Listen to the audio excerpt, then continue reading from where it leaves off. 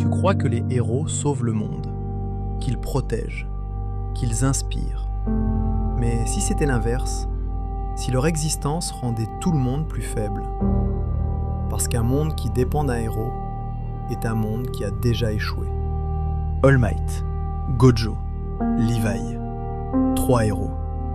3 preuves que quelque chose ne fonctionne pas. Ce ne sont pas des exceptions. Ce sont des symptômes. Et quand tu regardes de plus près, chaque héros incarne une faille différente.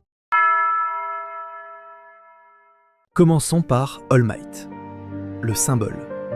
All Might a perdu son pouvoir. Alors pourquoi est-il toujours le symbole de la paix? Parce qu'un symbole, par définition, est vide. Ce n'est pas sa force qui sauve, c'est ce qu'il représente. Une idée n'a pas besoin de muscles pour exister. Il a souri pendant des années à cracher du sang en coulisses, à trembler dès que personne ne regardait. Mais en public, un sourire, toujours un sourire. Il a fait croire à tout le monde que tant qu'il était là, tout irait bien. Et quand il est tombé, quand son corps n'a plus suivi, le sourire est resté. Pas sur son visage, dans la mémoire de ceux qui l'ont vu. Dans la poitrine de ce gamin à qui il a tout transmis. All Might a réussi l'exploit le plus rare. Devenir inutile en tant qu'individu, mais éternel en tant qu'idée. Ce n'est pas une tragédie, c'est une transformation. Il a changé de forme. Il est passé de l'homme au mythe. Il ne meurt pas, il devient légende. Et une légende, on ne peut pas la vaincre. On peut tuer l'homme, pas ce qu'il a semé. Les ennemis peuvent détruire le symbole physique, mais l'empreinte, elle, reste. Alors la question n'est plus « que peut-il encore faire ?», mais « qu'a-t-il déjà laissé ?» Et c'est ça, le problème. Un symbole ne protège pas, il endort. Et quand l'espoir devient une habitude, il ne pousse plus à agir. Et certains héros vont encore plus loin. All Might donne de l'espoir. Gojo Satoru le rend inutile. Si une seule personne peut tout résoudre, alors pourquoi les autres devraient encore agir? Il possède la puissance, la technique et l'avance pour clore chaque conflit majeur en quelques secondes. Pourtant, les crises persistent. Tu crois qu'il attend par gentillesse ou pour enseigner? C'est une erreur d'interprétation. Gojo est une erreur de calcul qui rend l'effort collectif irrationnel. Et quand agir n'a plus de sens, regarder devient la seule option. Pourquoi risquer sa vie quand une seule variable peut tout résoudre d'un claquement de doigts? Dans un monde qui dépend d'un seul homme, on ne forme pas des héros, on élève des spectateurs. Gojo n'est pas un protecteur, c'est une béquille. S'il réglait tout immédiatement, il confirmerait une chose simple. Sans lui, le système ne fonctionne pas. L'humanité ne serait plus autonome, mais sous assistance permanente.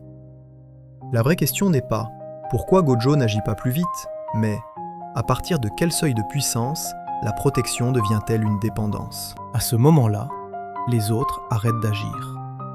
Et un spectateur ne sauve jamais personne. Quand tout le monde devient spectateur, l'humanité ne progresse plus. Elle attend. Mais ce modèle ne fonctionne que dans un monde stable.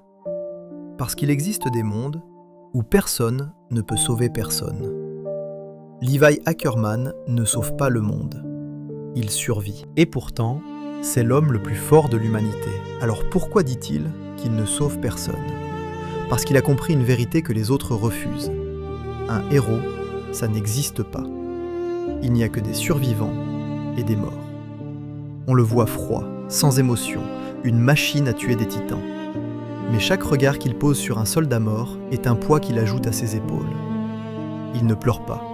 Pas parce qu'il n'a pas de larmes, parce que quelqu'un doit rester debout pour enterrer les autres. Quand il doit choisir entre sauver Erwin ou sauver Armin, il ne choisit pas avec sa tête. Il choisit avec ce qui reste de son cœur.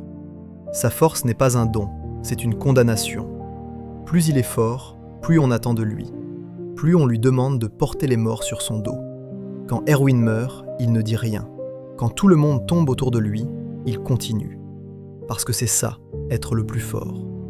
Continuer à avancer quand les autres n'en peuvent plus. Levi ne se bat pas pour l'humanité. Il se bat pour ceux qui sont tombés. Pour que leur mort ait un sens. Pour que quelqu'un se souvienne. Le plus fort n'est pas celui qui gagne tous ses combats. C'est celui qui continue à se battre, même quand il n'y a plus personne pour le voir. Parce que dans ce monde, personne ne viendra regarder. Et attendre un héros, c'est déjà mourir. Et pourtant, malgré tout ça, on continue à chercher des héros. Pourquoi est-ce qu'on s'accroche autant aux héros? Ce n'est pas une question de fiction, c'est une question de confort. Certains héros donnent l'illusion que le monde est simple. Ils transforment un problème complexe en une solution simple. Quelqu'un va gérer. Quand un héros existe, tu n'as plus besoin de réfléchir, plus besoin de décider, plus besoin de prendre des risques. Tu peux attendre. Et attendre, c'est facile. Le problème, ce n'est pas le héros, c'est ce qu'il crée autour de lui. Un monde de spectateurs.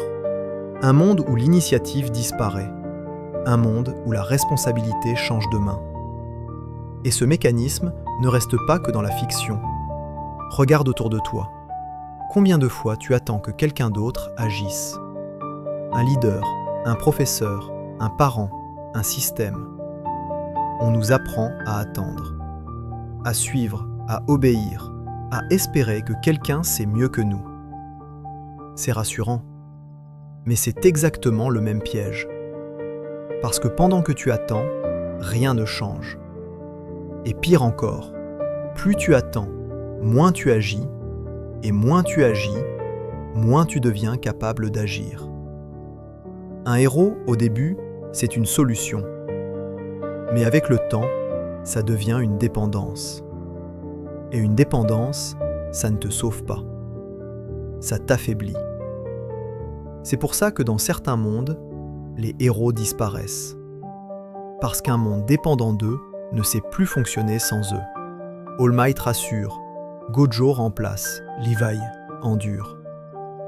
3 formes de héros, 3 effets sur ta capacité à agir.